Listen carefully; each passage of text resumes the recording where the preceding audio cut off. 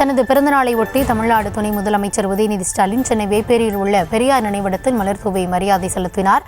அது தொடர்பான காட்சிகளை பார்த்து வருகிறோம். இது குறித்த விவரங்களுக்காக மீண்டும் இணைகிறார் செய்தியாளர் வெங்கட்ரமணன். வணக்கம். நிகழ்வு குறித்தான விரிவான விவரங்களை வழங்கலாம். வணக்கம் கௌதமி. திமுகவுடைய செயலாளரும்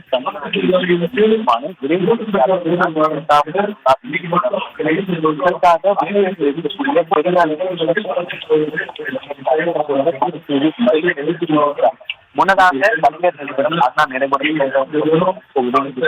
தற்பொழுது வேப்பேரியில் பெரியார் நினைவிடத்தில் தற்பொழுது தனது பிறந்தநாளை முன்னிட்டு தொடர்ச்சியாக இந்த வேப்பேரியில் குறிப்பாக பார்த்தோம் அப்படின்னா உதவித்தொகை, விளையாட்டு வீரர்களுக்கு விளையாட்டு உபகரணங்கள், மகளிர் உதவி, சுழல் நிதி, அது மட்டும் இல்லாமல் மாற்றுத்திறனாளிகளுக்கு உதவி ஆகியவற்றை திமுக சார்பாக பிறகாக வழங்க தொடர்ந்து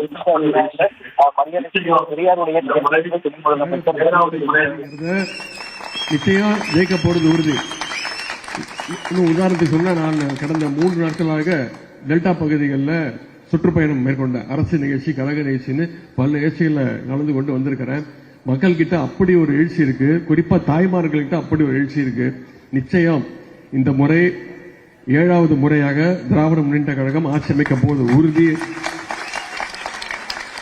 நம்முடைய தலைவர், கழக தலைவர் அவர்கள் தொடர்ச்சியாக 2வது முறையாக முதலமைச்சர் நாற்காலியில் நீங்க வைக்க போவது தமிழ்நாட்டு மக்கள் உங்களுடைய ஒத்துழைப்பால, உங்களுடைய உழைப்பால உட்கார வைக்க போவது உறுதி என்று கூறிக்கொண்டு, தேர்தல் வேலையை திமுக தான் முதல் ஆரம்பிச்சிருக்கு. 3-4 மாதங்கள் முன்னாடி ஆரம்பிச்சிட்டோம். நம்முடைய தேர்தல் வேலைகளை, தேர்தல் பணிகளை ஆரம்பிச்சிட்டோம். எப்படி தேர்தல் வேலையை முதல்ல ஆரம்பிச்சிருக்கோமோ அதே மாதிரி தேர்தல் ரிசல்ட்லயும் நாம தான் முதல்ல வருவோம் அப்படிங்கிறத கூறிக்கொண்டு, யார் எப்படி வந்தாலும் பரவாயில்ல, நம்முடைய கூட்டணி, உங்களுக்கு எதிரணியில் இருக்க கூட்டணி பத்தி உங்களுக்கு தெரியும் என்ன நடந்துட்டு இருக்கு. அவங்க கள ஆய்வு நடத்திட்டு அப்படின்னு சொல்லி ஒவ்வொரு இடத்துலயும் பெரிய கலவர ஆய்வு தான் நடத்திட்டு இருக்காங்க. எல்லா நிகழ்ச்சியிலையும் சண்டை. நம்முடைய கூட்டணி மிகப்பெரிய ஒரு வெற்றி கூட்டணி. இன்னும் சொல்ல போனா அதிமுகவுடைய, நம்முடைய எதிரணி இருக்கக்கூடிய அதிமுகவுடைய பொருளாளர் திண்டுக்கல் சீனிவாசன் அவர்கள் பொதுக்கூட்டம், அவங்க கள ஆய்வு கூட்டத்திலே சொல்றாரு, என்னடா அது, நான் கூட்டணிக்கு வாங்கன்னு சொன்னா ஒருத்தன் 100 கோடி கேட்கறான், ஒருத்தன் 20 தொகுதி வேணும்னு கேட்கறான், இப்படி பேரம் பேசுறான் அப்படின்னு அவங்க ஓப்பனாவே பேச ஆரம்பிச்சிட்டாங்க. ஆனா நம்முடைய கூட்டணி வெற்றி கூட்டணி. நம்முடைய தலைவர், கழகத்துறை தலைவராக பொறுப்பேற்று சந்திச்ச அத்தனை தேர்தலையும் வெற்றி பெற்றிருக்கிறோம். 100% வெற்றி பெற்றிருக்கிறோம்.